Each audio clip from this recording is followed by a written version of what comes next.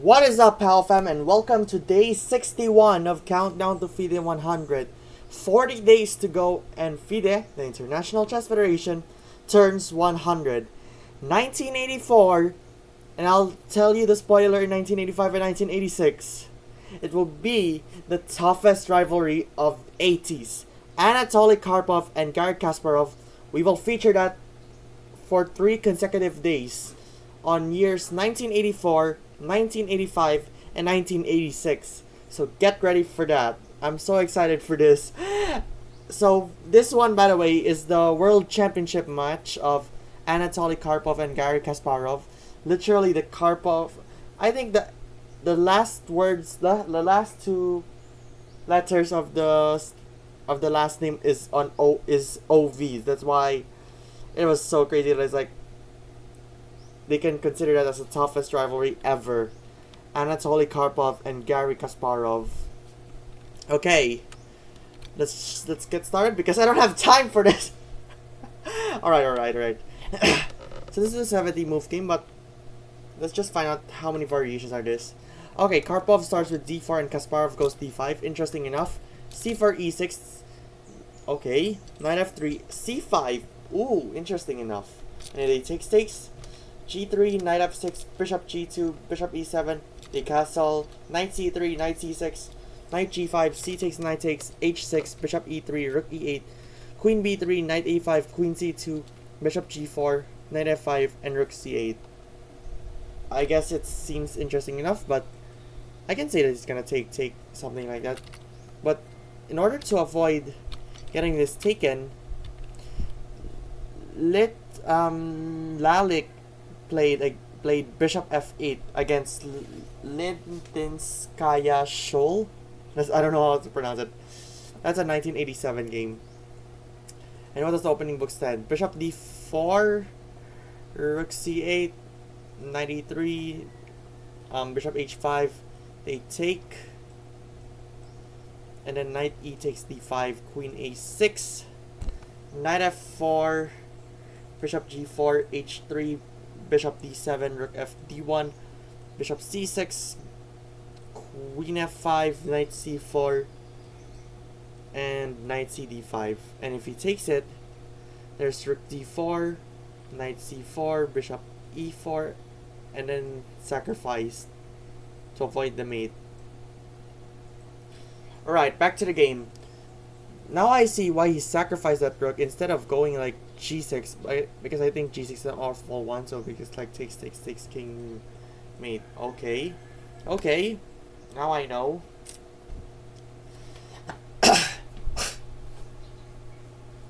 So it's rook c8 and then bishop d4. It says that knight takes e7 was played in Karpov versus Kasparov 1984. Is that a different round? Which I'm actually right about that. And then he maybe go h3, bishop h4, and he cannot go here. That's gonna be terrible. Alright, let's go back. There's bishop c5, takes, knight e3, bishop e6, rook a d1, queen c8, queen a4, rook d8, rook d3, a6, and Anatoly Karpov makes this game interesting with his mistake of rook f d1. Yeah, I think it's a bit fine to develop these pieces, but I have no clue why. Yeah,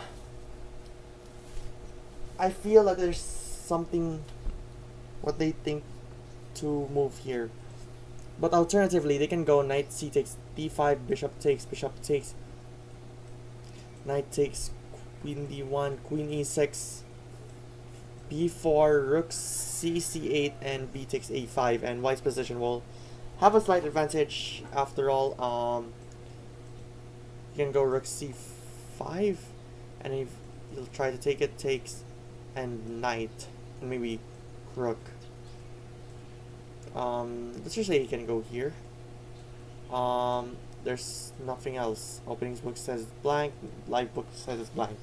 Okay, now I'll just not read everything because there's no variations, but I'll just find out if there's something interesting from move 21 to move 49. What? No variations on those, but who would have thought? Let's do this.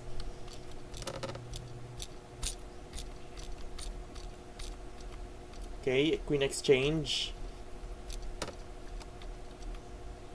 Yeah, he didn't take the rook. So, yep, they take it. Offers the exchange, they exchange again. There's an isolated pawn right here. This is a problem.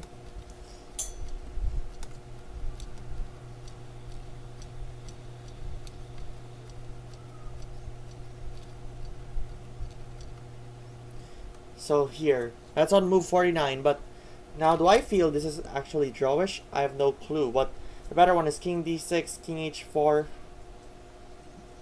bishop h7, king takes h5, bishop c2, king h6, bishop d1, king g6, king e7, and position will be equal. We may like to take it.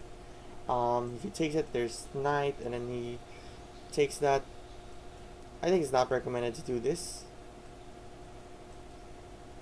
It's not gonna be recommended. So, like, if he goes knight here, tries to check it, and tries to go on and on. Okay, that's my best guess. Not on the openings book. Sometimes we're doing manual analysis. I have no clue why am I doing that. Alright, the game continues with knight takes, king e6, knight f4, king d6, king g4, bishop c2, king h5, bishop d1, king g6, king e7 rather. Check, check. Oh, I know it's where you take that, where you can try to threat the knight, but king d7 is gonna be awful one. You can just simply go king d6, which it states on the variation, knight e8, king e7, knight takes, bishop, king f5, king d6, king e4, and bishop g2. So the position will go equal, and something like knight e8 can do the trick. So he goes back. Maybe he can go here? I have no clue. Alright, back to the game. Knight takes a6. I think he's readying up for a passed pawn, and the king taking on f6 and bishop taking on f3. That's what I'm thinking about this. And then bishop, king, and then trying to take it, but nope. If he takes it, there's check. I'm not check. I made it so there's king here, so it's a blunder. So bishop h1, king e3, king c4, knight c5, bishop c6, knight e3, bishop g2, knight e5, king c3, knight g6, king c4, knight e7, and bishop b7. Another blunder for Garry Kasparov. I think that's not a blunder, but just a mistake. Yeah, I do feel it's a mistake, I believe. Alright. But so they could have fixed that with bishop h1, knight f5, king d5, king f4, bishop e4, knight g3, bishop g2, king e3, and king c4. Just trying not to go to promote and even this one.